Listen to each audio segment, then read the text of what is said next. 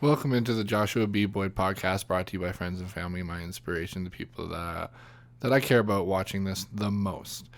That's when I post on Facebook. But this is all about YouTube. So, welcoming into YouTube here. This is a new podcast. I'm looking for new viewers, people that are looking to engage in new content, people that like Gary Vee, people that like Jay Shetty, people that like Daniel DiPiazza, people that like Tony Robbins, people that like all those gurus and digital marketing experts and entrepreneurs. I'm trying to get myself into that field. I've been a chef for the past 10 years, but I also have other talents, obviously. I got this bedroom studio with a bunch of cool stuff going on, but today's main thing is the podcast. So today's going to be a podcast about discipline. That's probably what you read in the title. I'm just clarifying that everything I am talking about, I have totally been learning with you guys. So every video is me learning with you. Like I'm working on my discipline right now. I'm going to talk about what I'm good at, what I'm not good at in it, what I've learned about it. There is a YouTuber out there named Struthless that inspired me to talk about it because I watched his video all about discipline, and I just actually got this book called Discipline is Destiny by Ryan Holiday, one of my favorite authors. Back when I was in the hospital about 5 or 6 years ago, when I first found out I was bipolar, I read The Obstacle is the Way by Ryan Holiday, same author, different book. And that book changed my life more than any book to this day. So I definitely always give Ryan Holiday my time when I read his books, and that's why I'm giving him a huge shout out in this video. He also has another book called Ego is the Enemy, and it's all about how to decipher your ego from, I don't know. We'll get into that later. But I guess what's in it for you guys today is just the lesson on discipline based on lessons I've learned through other YouTubers, through other authors, through other content creators, through other entrepreneurs. This is all inspired by stuff that I take in, and I mashed it into some notes to share with you guys. And we're going to start with phase A, self-love.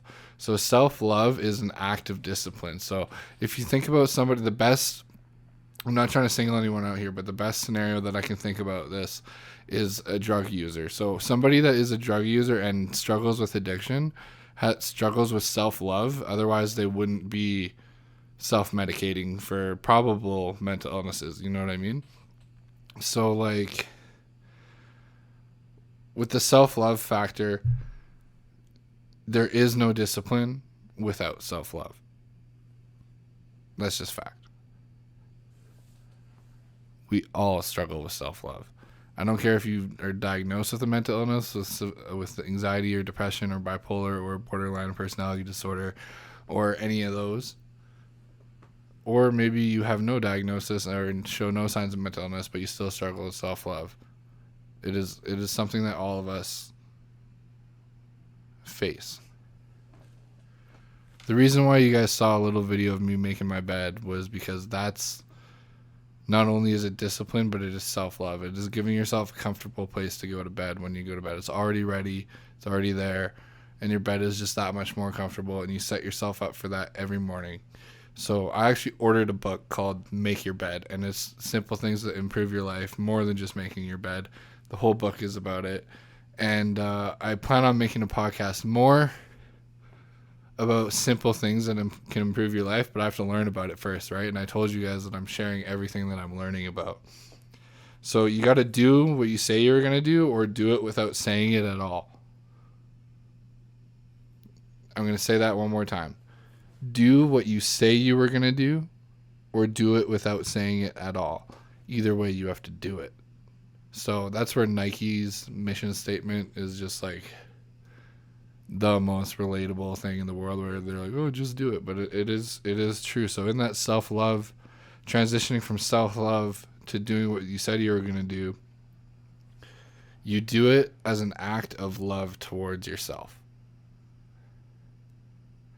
You don't do it because you have to be disciplined. You don't do it because it's going to make you more productive. You don't do it because there's this underlying success in the future that isn't going to come from doing your chore or doing whatever you put on your list. You don't do it for any of those reasons, because that's the reason why we all think we have to do it, which is why we avoid taking care of ourselves sometimes. But to understand discipline as an act of self-love, well, then you're just taking care of your standards. Discipline is not to be strict, but to be an act of self-love, identifying as disciplined. Meaning, if you identify as disciplined, it will become your second nature, whereas if you're putting yourself in the shoes of a disciplined person when you're disciplining yourself. They're two different directions. A lesson I learned about discipline, I'll tell you, is about taking my medication. So if I don't take my medication, there's no immediate consequence. When you're bipolar, to be fully clear, I'm schizoaffective manic bipolar 1. I have a handful of mental illnesses, but I handle it well.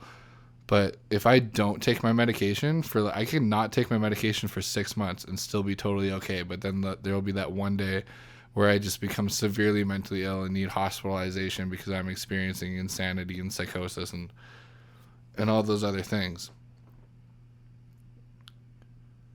The discipline of just taking my medication every day saves me a hospital trip every year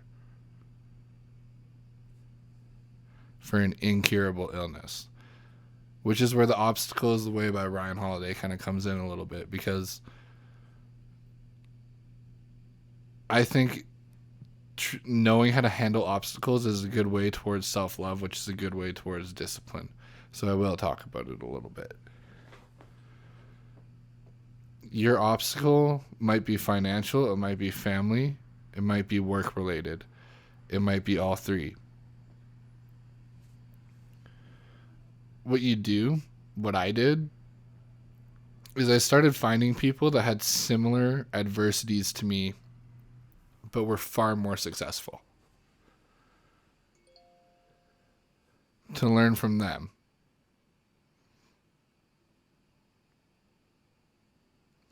I'll say that one more time. You find people far more successful than you with similar adversities, and you learn from them. That is an amazing way to overcome an obstacle. For me, that person, and I'll mention him all the time, it's Gary Vaynerchuk, not because I necessarily relate to his story or relate to how he was brought up. We were both brought up very differently. We're both from different countries. But like academically, there's a lot of similarities between him being bad at school and me being bad at school, and being a better worker than a better employee. So like when I was in high school, we had what was called the work placement program, where you could gain high school credits for logging hours at a job, any job. As long as it's a high school job, you're working hours, you can log those hours and get marks for it. And then at the end of the year, your boss has to give you a review through the sheet that you hand in to your teacher that's in charge of that class, that work placement class.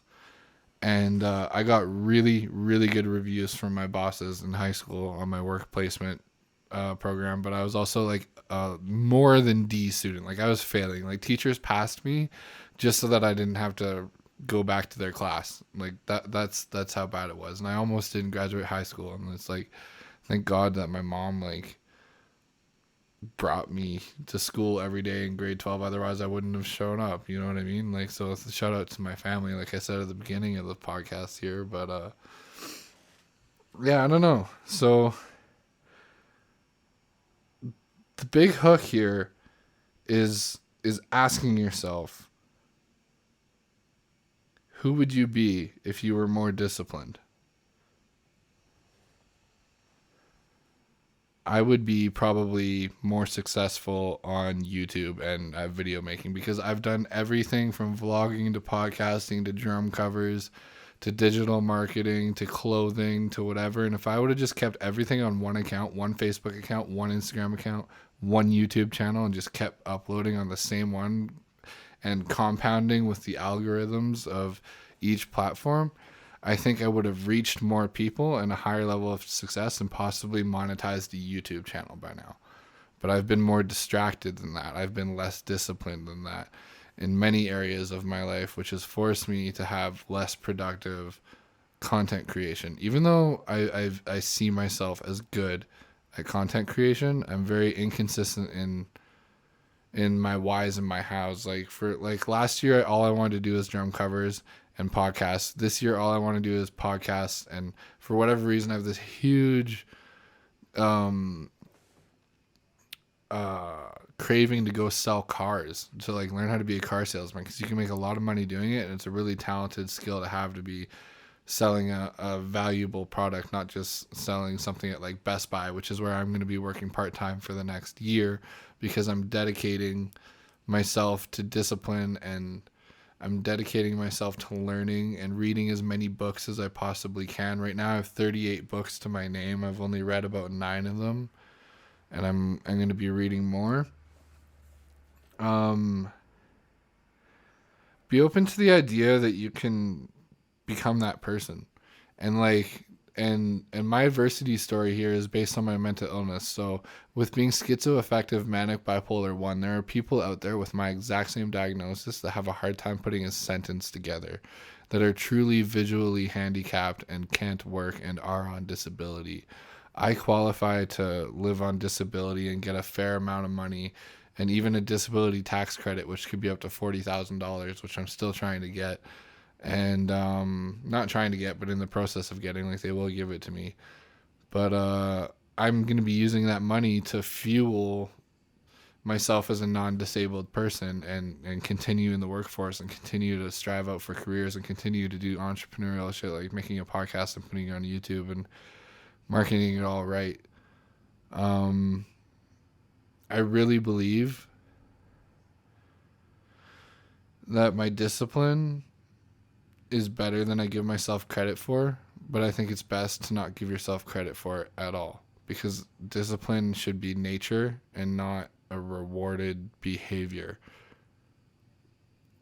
To put it lightly, I think it's a little childish to think you should be rewarded for your behaviors other than work performance, where you're rewarded for your work performance. But to be rewarded for behavior, rewarding yourself for behavior in real life is not worth celebrating, in my opinion. But yeah, I'm just gonna flip the page here.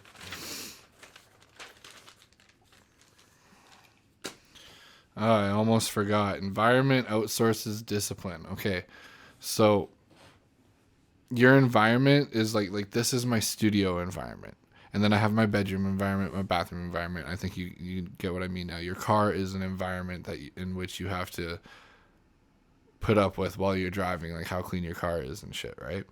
So environment outsources discipline, in the sense that the better your environment is, the cleaner and more organized you are, and the more that you have that shit taken care of, the more your discipline is less of a chore, and like I said, an act of self-love. Because your disciplines are very small, minuscule tasks, because you're taking care of it all the time. You're not just doing it here and there.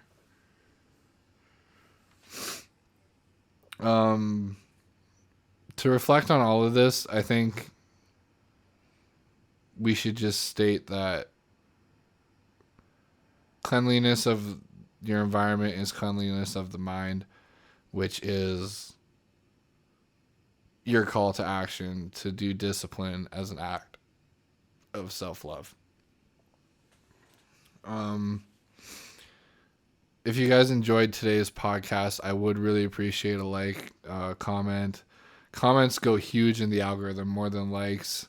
And if this is on Facebook, choose an emoji instead of a normal like, because that also helps the algorithm. For whatever reason, choosing an emoji pushes a video more than just hitting like, even if it's the sad face. And yeah, you guys know what to do. Those are all the call to actions. Just like, subscribe, comment, whatever. I will be doing another podcast. The next podcast is going to be about mood stability and how to persevere despite being mentally ill. And I think it's a video a lot of people will relate to, because a lot of people are mentally ill and a lot of people are diagnosed. So That's like 75% of people out there can relate to the next video that I'll be putting out. So I just like to throw that out there. And right about now, I'm going to put in the outro music. And this podcast is brought to you by Joshua B. Boyd. Brought to you by listeners on Facebook, friends and family, my OGs, the people I do this for. And